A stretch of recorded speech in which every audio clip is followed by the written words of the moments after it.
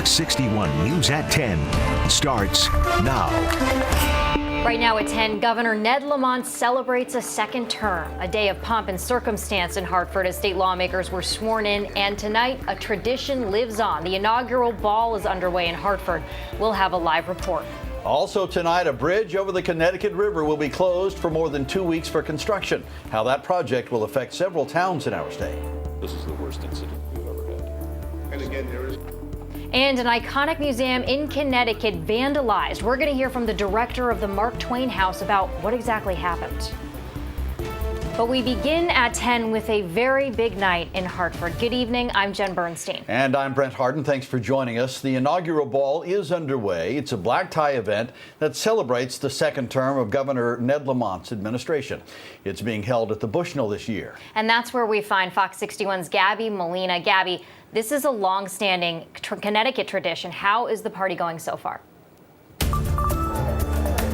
It is going super fun, Jen and Brent. The Bacon brothers, made up of Kevin Bacon and his brother Michael, just wrapped up a few seconds ago. You can still see the crowd behind me. That they kind of transformed the stage here at the Bushnell into a dance floor, and you can bet that Governor Lamont was at the front of that stage, cutting loose to Footloose, and it was definitely a sight to see. Very fun guy. He's having a lot of fun here tonight. So, like you mentioned, this is a very long-standing tradition here in Connecticut. It actually dates back to colonial times to have the inaugural ball to kind of kick off the governor's terms. Of course, this is Governor Lamont's second term that he's starting today.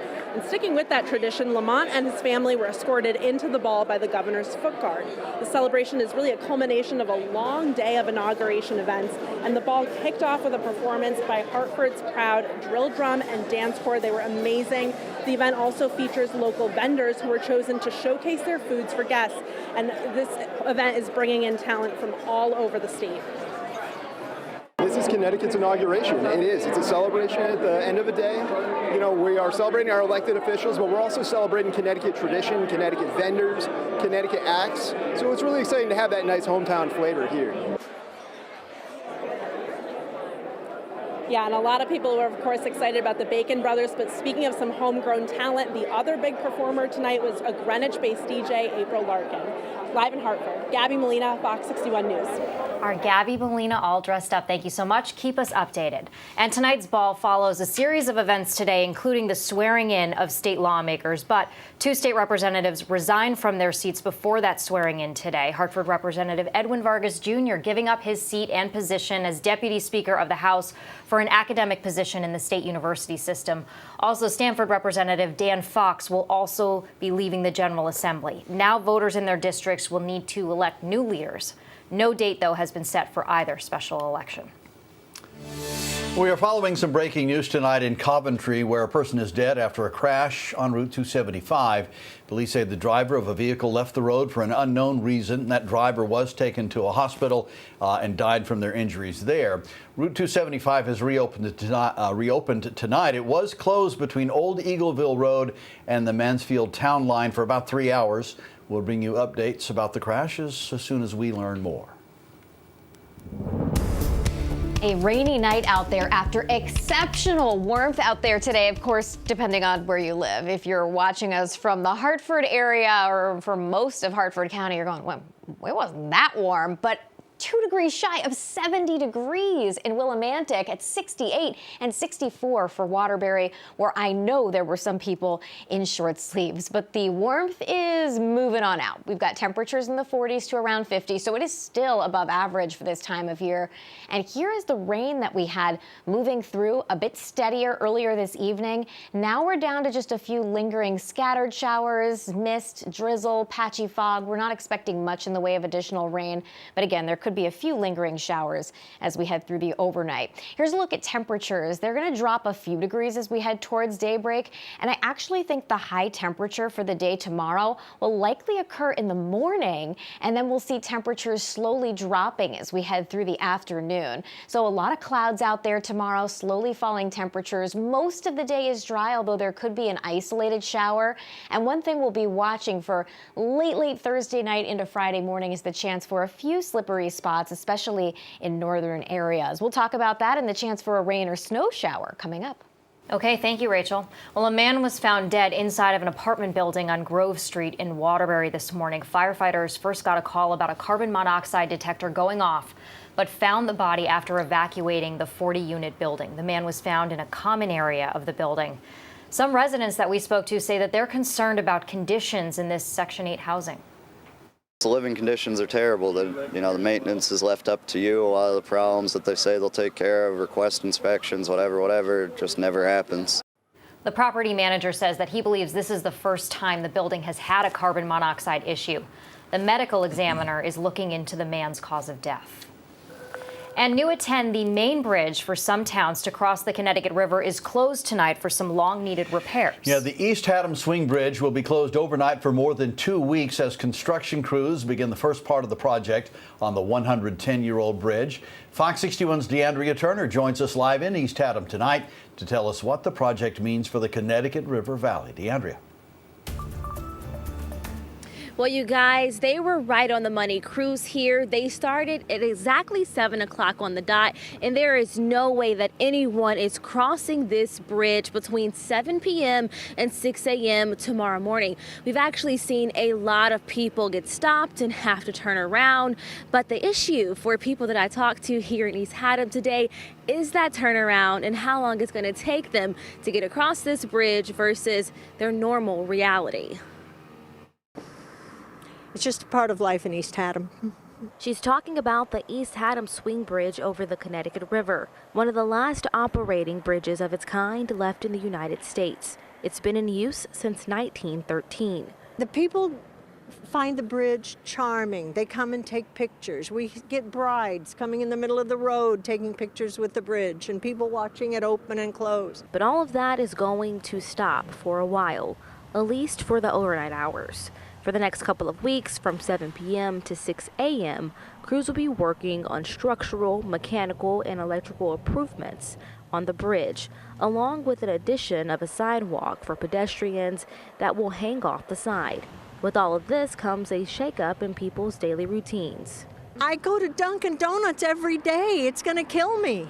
She's not the only person taking daily trips over the bridge. Destiny Agnew starts her shift at 4 a.m. sharp, but the journey there will start well before that now.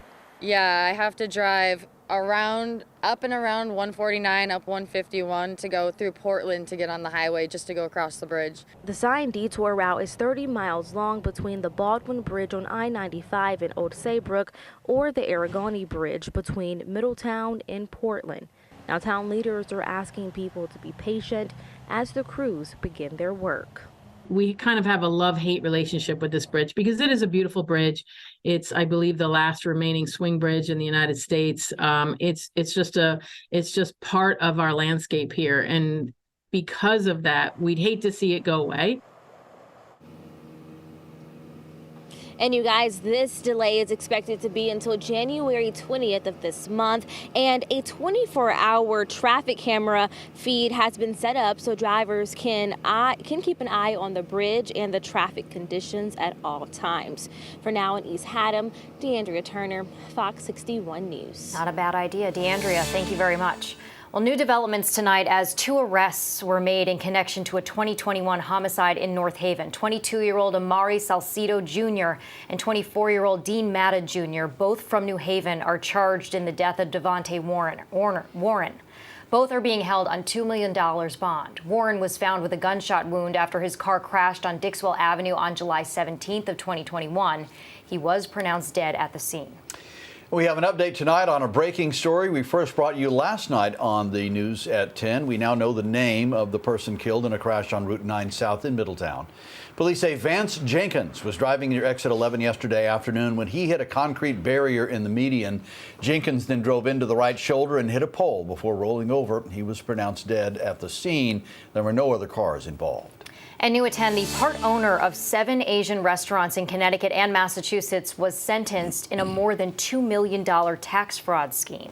Connecticut U.S. Attorney says that 49-year-old William Chen of West Hartford will spend 18 months in prison. Investigators say Chen used a computer program called Zapper to create fraudulent sales records. The restaurants deleted cash transactions to reduce gross receipts and the amount of sales tax collected. Chen has paid back $600,000 so far, and he's required to report to prison in April. And new at 10, a piece of history in Connecticut vandalized. The iconic Mark Twain House and Museum in Hartford has been the recent target for vandals. Now, the museum says it's been hit several times by suspects throwing rocks at the building, and it's costing a lot of money to fix. Fox 61's Ben Goldman has more from the museum's director. Vandals hitting the historic Mark Twain House in Hartford. These are acts of vandalism. We just want it to be over. This is the worst incident we've ever had here. The home of the famed author was targeted by vandals over the holiday. Hartford police say that they were called to the home in the morning on January 2nd and found windows broken with rocks and chunks of asphalt. This is a serious financial problem for us at this point. Between art conservation and window breaks and enhanced security, this is probably costing us about $15,000 to $20,000. Police say 3 people in dark clothing caused the damage and left. This was just one of 3 alleged instances, according to the Mark Twain House and Museum. Not only were windows broken, but one of the rocks thrown through the window also broke several fingers of a famous Italian statue at the property. The Mark Twain House saying online, quote, "We at the Mark Twain House and Museum are reviewing ways to improve the resilience of the structure and increase site security.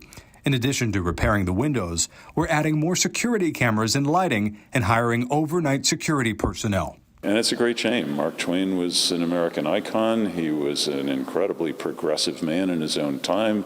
He was somebody who believed in fighting against social ills, and he's somebody we should all still be very proud of in American history. The Mark Twain House along Farmington Avenue in Hartford was home to the author and his family between the years 1871 and 1891. Now the museum is picking up the pieces and trying to rebuild a piece of history. We're still trying to recover from the pandemic, and so to have this happen when that's also a problem for us is terrible. A GoFundMe page has been created to collect donations for the repairs and security, with a goal of raising $20,000 to cover the cost. I'm Ben Goldman, Fox 61 News. All right, thank you, Ben. Boy,